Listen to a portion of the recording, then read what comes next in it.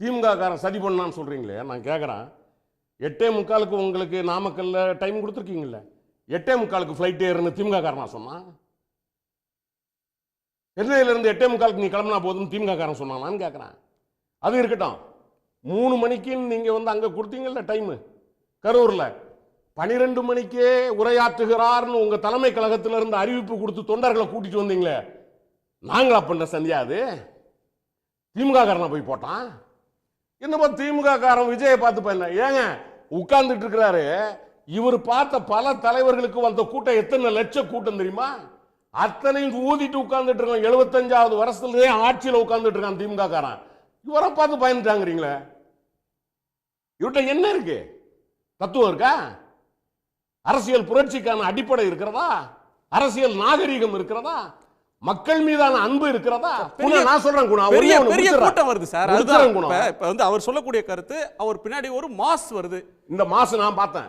நாமக்கல்ல வந்துட்டு இருக்காங்க, இவர் முடிச்சுட்டு வர்றாங்க. இவர் லைட் தெரிகிற வரைக்கும் பார்த்தவன் எல்லாம் போறான் தம்பி. உடனே உள்ள லைட் ஆஃப் பண்றாங்க. என்னன்னா பாதுகா போயிடுவான். இது எல்லாருக்கும் உண்டுக்குண்ணா.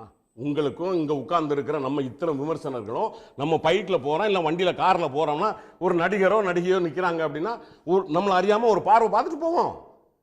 இது இயற்கை. கலையின்பால் சினிமாவின்பால் தமிழ் இனத்திற்கு இருக்கக்கூடியது. நான் கேட்கிறேன், அவர் என்ன தலைவர்னு கேட்கிறேன்.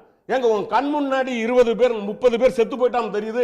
திருச்சியில கேள்வி கேட்கறாங்கல்ல நம்ம பத்திரிகை நிருபர்கள், விஜய் என்ன செஞ்சிருக்கணும்? குறைஞ்சபட்சம் சரிப்பா, நீ அங்க இருந்து பயந்து ஓடி வந்துட்ட, விட்டுருவோம், உன்னால அந்த கூட்டத்தை சமாளிக்க முடியாது, நம்மளை ஏதாவது பண்ணி போடுவாங்கன்னு பயந்து வந்துட்ட. திருச்சியில் உன்னை யார் என்ன செய்ய போறா? திருச்சியில் பத்திரிகையாளர்கள் கேட்கும்போது உண்மையான அன்பு உண்மையான பாசம் இருந்தால் அந்த இடத்துல என்னுடைய தொண்டர்கள் ஏதோ ஒரு விதத்தில் இறந்து போயிருக்கிறார்கள், அவர்களோடு நான் நிற்கிறேன்.